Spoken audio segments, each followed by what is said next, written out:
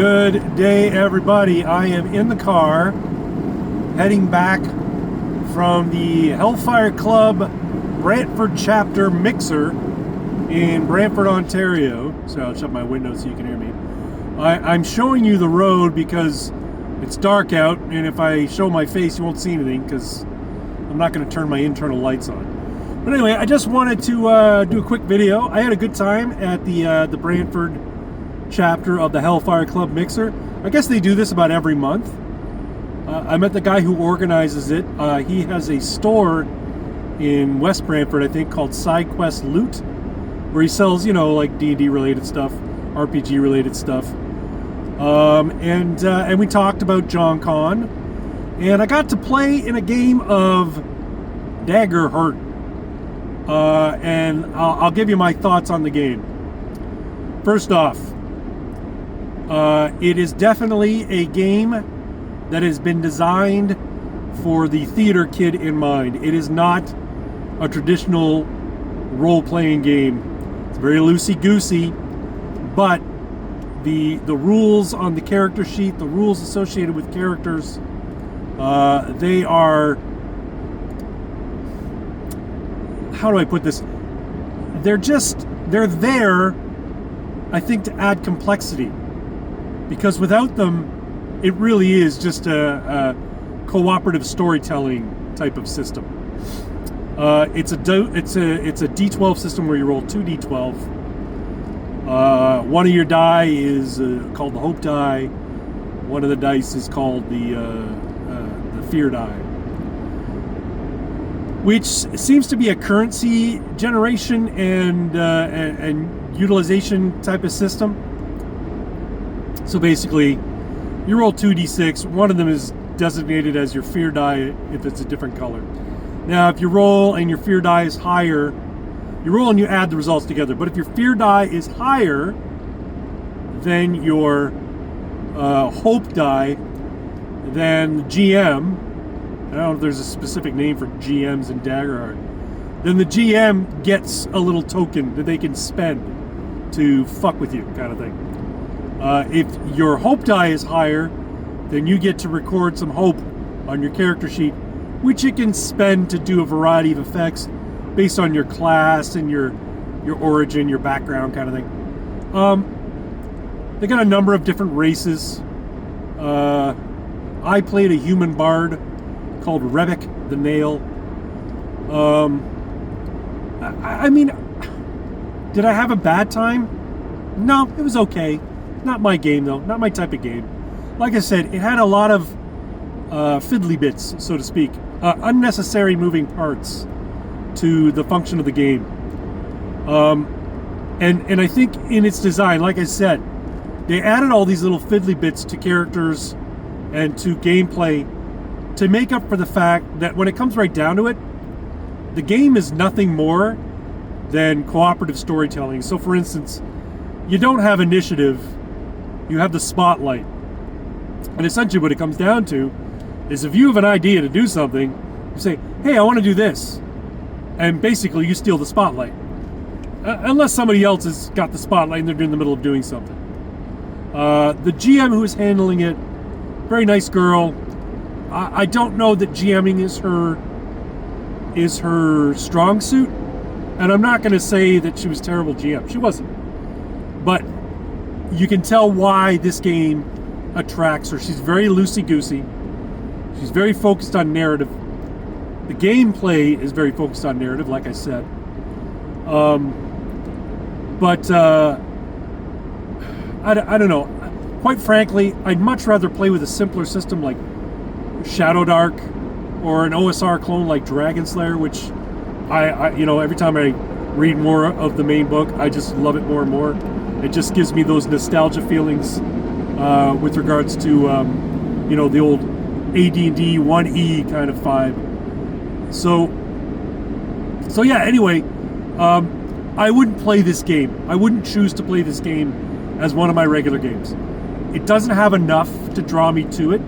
It's got some interesting, you know, little mechanics that make it different than D&D. But those differences are, I don't think they're necessarily additive to gameplay. Like I said, I think they're just there to denote that it's not D&D. It's different from D&D. The fact that it uses a 2d12 system, the fact that it has a sort of a fake currency with the hope and fear dice, it's like these things were added on just to sort of differentiate it from traditional D&D or Pathfinder, what people are used to with your standard D20 high fantasy RPGs. The session was surrounding our mission to go and investigate an old decrepit manor outside of town, and there was political intrigue wrapped up in the history of this place. It involved some weird sort of chaos elemental energy powered technology, kind of steampunky, Eberron, magic punky kind of thing. Like I said, not my kind of game. I can understand why people might enjoy it, particularly the people who are the theater kid kind of contingent in RPG gaming, because to me it seemed a lot like, you know, a lot of the little finer details were put in there to facilitate role play as opposed to rolling dice. And frankly, we had these little cards that designated, you know, certain abilities, certain special things we had available to us based on our class or profession and our background, so race and your origin. So yeah, a lot of extra bits that didn't really need to be there. And here's the thing about role-playing games with the role-playing focus. I'd much rather it be organic than set out on cards or in a rule book.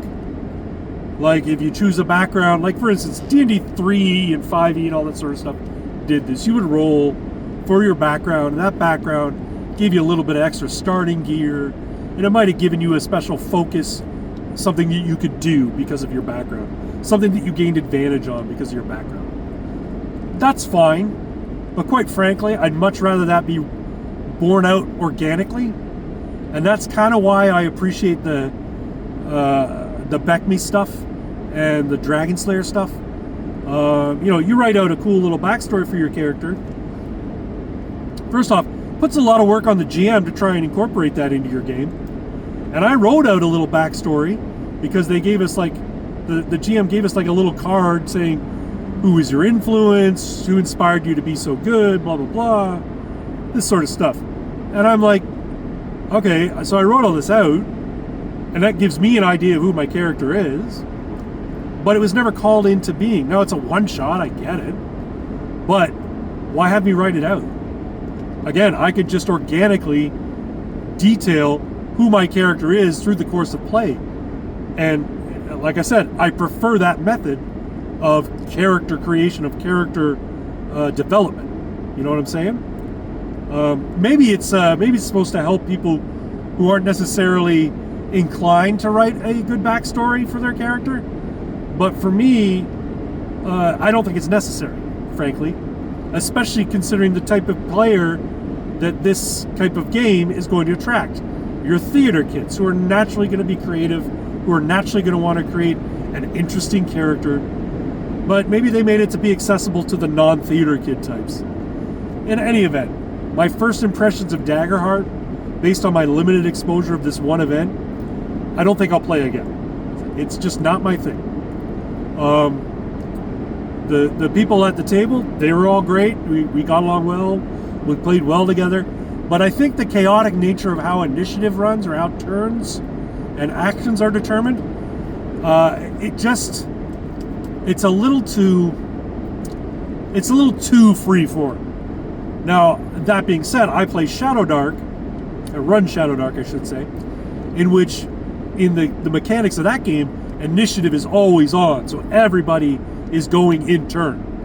I don't follow that rule when I'm running Shadowdark.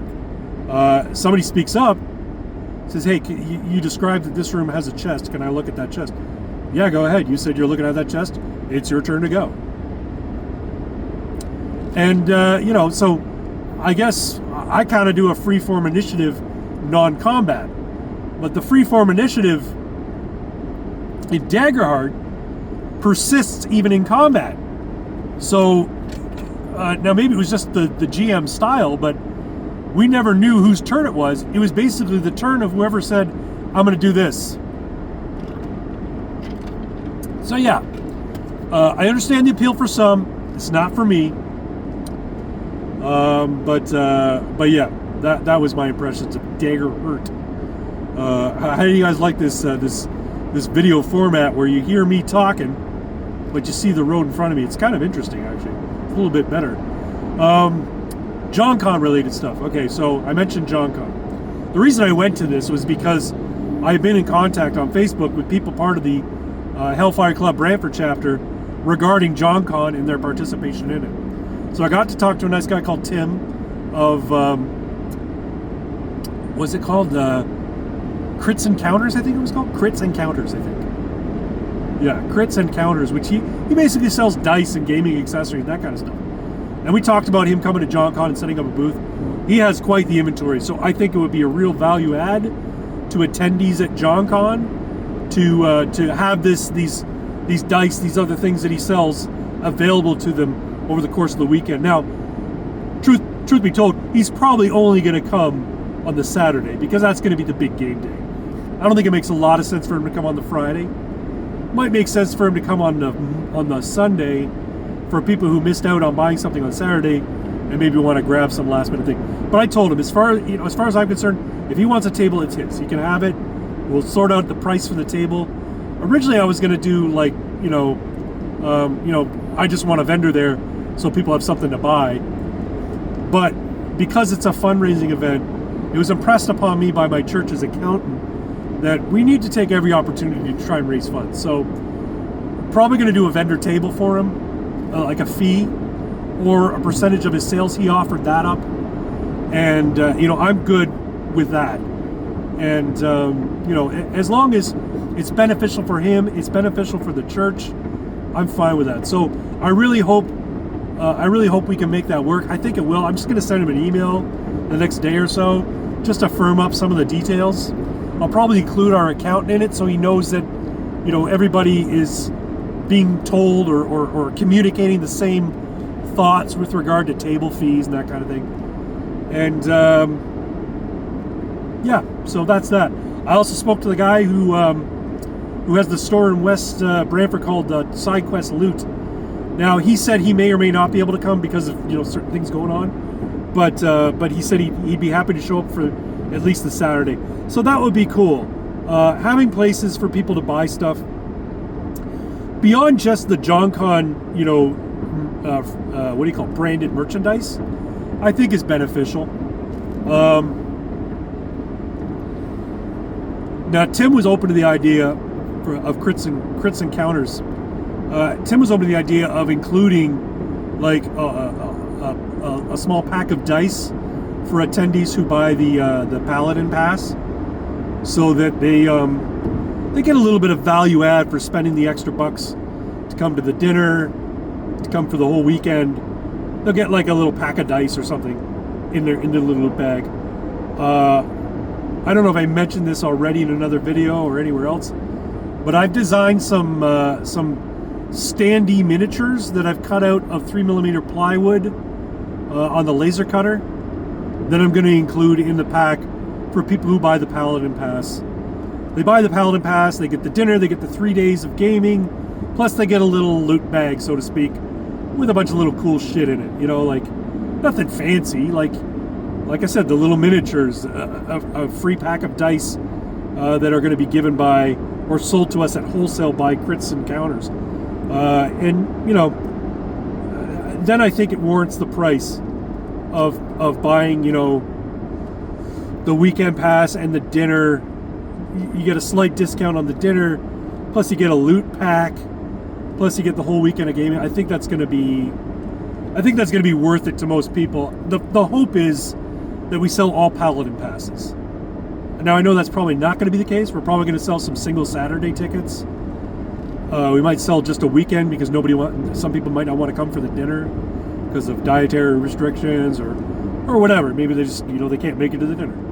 That's fine too. But my hope is that we sell the vast majority of tickets are Paladin passes. That gives me the easiest way to work from it. Then I can count out or calculate out how much food we need for the dinner. And then I know also that I've got enough people that are coming to play games. GMs, if you're watching this video and you've not yet committed to GMing, I put a poll up on the Facebook group. I'll probably duplicate it or do another similar poll in Discord. I need them, basically. I need a total of 14 GMs per session. So if you're coming for the whole weekend and you don't mind running all, 5 sessions? So the one on Friday, the 3 on Saturday, and the 1 on Sunday, bully for you, man. That's awesome. There'll be something special for you. You'll get a Paladin pass at a discount. If you're going to run the whole weekend or run at least 3 sessions over the course of the weekend, then yeah, I'm happy to give you a bit of a break on the price. But anyway, getting a bit into the weeds now. I'm almost home. Man, I tell you, going from Brantford back to Burlington, hell of a lot faster than going to Brantford from Burlington at like 5 o'clock. Anyway, I'm almost home now, but I just wanted to make a quick video, give you my thoughts on Daggerheart. Again, not my cup of tea, but I understand why some people might like it.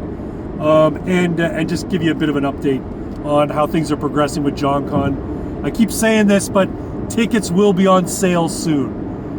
They will be going up on sale, and I'll be making a major announcement about it on all the socials once they do. So stay tuned to this channel, and we'll be talking more games. We'll be talking more JonCon. We'll be talking more whatever. Y'all take care. Bye-bye.